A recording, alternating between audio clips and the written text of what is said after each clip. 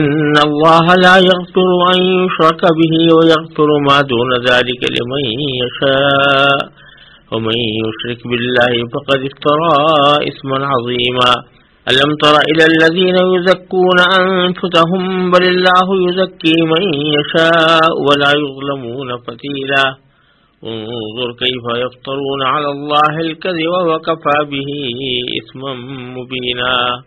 ان آیات کا ترجمہ یہ ہے، بے شک اللہ اس بات کو معاف نہیں کرتا کہ اس کے ساتھ کسی کو شریک ٹھہرایا جائے، اور اس سے کم تر ہر بات کو جس کے لیے چاہتا ہے معاف کر دیتا ہے. اور جو شخص اللہ کے ساتھ کسی کو شریک ٹھہراتا ہے وہ ایسا بہتان باندھتا ہے جو بڑا زبردست گناہ ہے.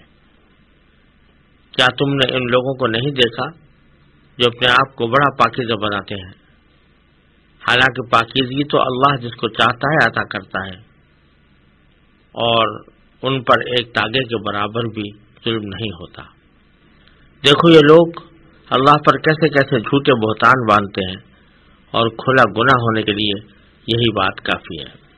پچھلی آیتوں میں یہودیوں کی بدعمالیوں کا ذکر چل رہا تھا، اسی سیاق میں یہ بات بھی آ رہی ہے کہ پیچھے جیسے گزرا یہودی لوگ اپنے آپ کو اللہ کا بیٹا اور اللہ کا محبوب قرار دیتے تھے، اور یہ کہتے تھے کہ ہم اللہ کی لاڈلی قوم ہیں اور ہم اللہ تبارک و تعالیٰ کے بہت محبوب اور برگزیدہ بندے ہیں، لہذا ہمیں کوئی آگ اور جہنم سے واسطہ نہیں پڑ سکتا.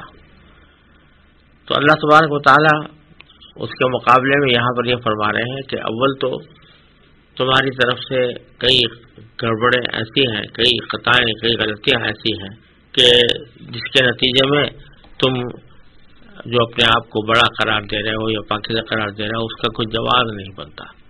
پہلی بات تو یہ کہ تمہارے اندر ایک شرک کی بیماری ہے، اور اللہ تبارک و تعالی شرک کی بیماری کو معاف نہیں کرتا، اس سے کم تر بیماریوں کو یا گناہوں کو معاف فرما سکتا ہے. یہودیوں کے شرک کے اندر ایک پہلو تو یہ ہے کہ جیسا کہ قرآن کریم نے فرمایا، یہ یہودیوں کے بعد فرقے حضرت عزیر علیہ السلام کو اللہ کا بیٹا قرار دیتے تھے. دوسرا ایک شرک کا پہلو یہ تھا کہ ان اپنے آپ کو اللہ کا بہت لاڈلا قرار دینا اور یہ کہنا کہ ہمیں کوئی عذاب نہیں ہو سکتا کیونکہ ہم اللہ کے محبوب بندے ہیں. یہ ایک طرح سے اللہ تعالی کی خدائی میں اپنے آپ کو کسی درجے میں شریک ٹھہرانے کے مرادف بھی تھا. تیسری بات یہ کہ جیسا آگے آنے والا ہے کہ یہ لوگ سحر اور جادو کے اوپر بڑا یقین رکھتے تھے، اور اتنا یقین رکھتے تھے کہ گویا سحر اور جادو بذات خود مؤثر چیز ہے. تو اس لحاظ سے بھی کسی بھی چیز کو بذات خود مؤثر سمجھنا بغیر اللہ تبارک و تعالیٰ کی توفیق کے اور اللہ تعالیٰ کی تاثیر پیدا کرنے کے، اس کسی چیز کو براہ راست یہ سمجھنا کہ یہ بذات خود مؤثر ہے، اللہ تعالیٰ کی تاثیر پیدا کرنے کی حاجت اس کو نہیں ہے، یہ بھی ایک شرک کی قسم ہے. تو اللہ تبارک و تعالیٰ فرماتے ہیں کہ ان اللہ لا یغفر ان یشرک بہ، بے شک اللہ تعالیٰ اس بات کو معاف نہیں کرتا کہ اس کے ساتھ کسی کو شریک ٹھہرایا جائے. معاف نہیں کرتا کے معنی یہ ہے کہ بغیر توبہ کے معاف نہیں کرتا.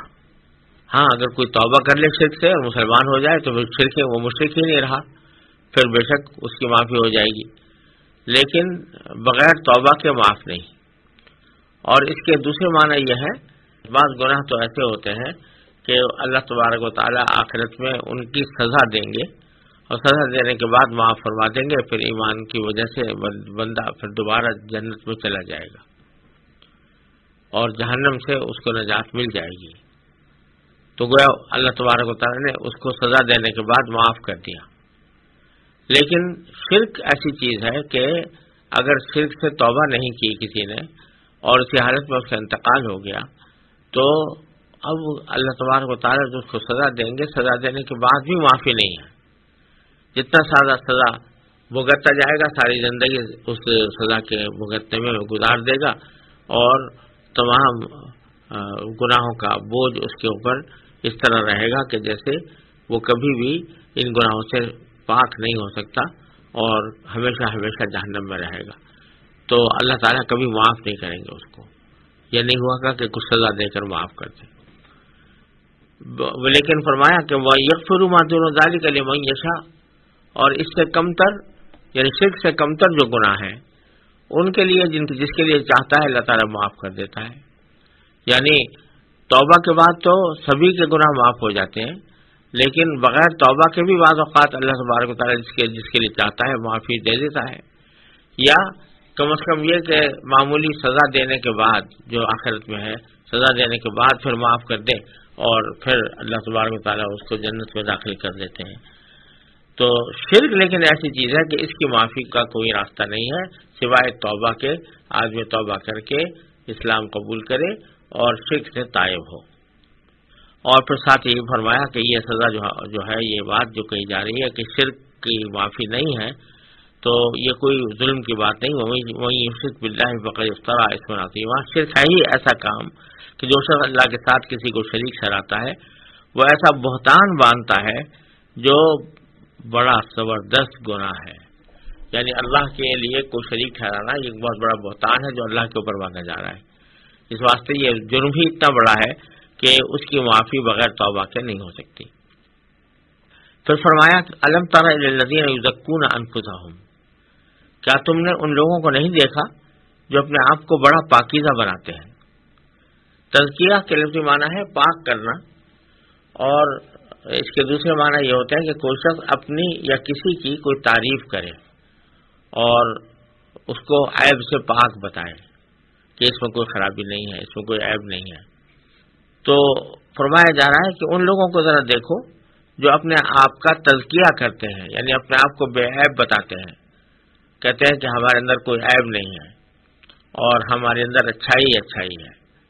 یہ وہ یہودیوں کی طرف اشارہ ہے جو یہ کہتے تھے کہ نحن ابناء اللہ واحباؤہ، ہم اللہ کے بیٹے ہیں اور اللہ کے محبوب ہیں، لہذا ہمارے اندر کوئی عیب نہیں ہے. اللہ تبارک و تعالیٰ فرماتے ہیں بل اللہ یزکی من یشاء، تمہارے اپنے آپ کو بے عیب قرار دینے اور پاکیزہ قرار دینے کا کوئی اعتبار نہیں.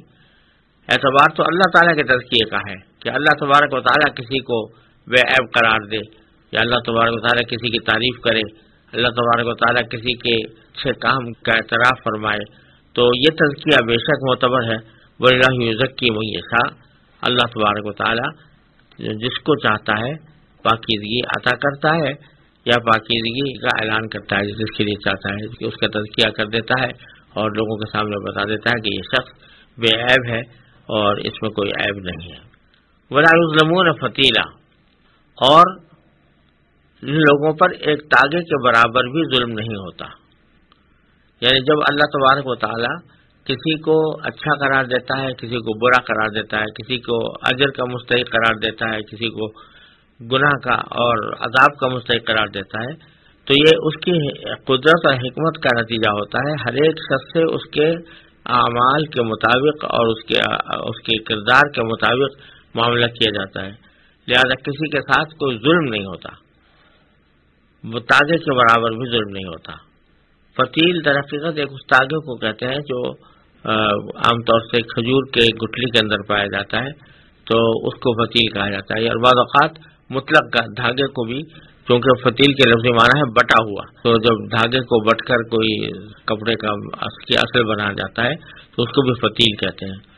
تو فتیل سے مراد یہاں پر دھاگا ہے، اور دھاگا کا ذکر بطور تحقیر کے آیا ہے، یعنی معمولی ظلم بھی نہیں ہوگا کسی کے اوپر.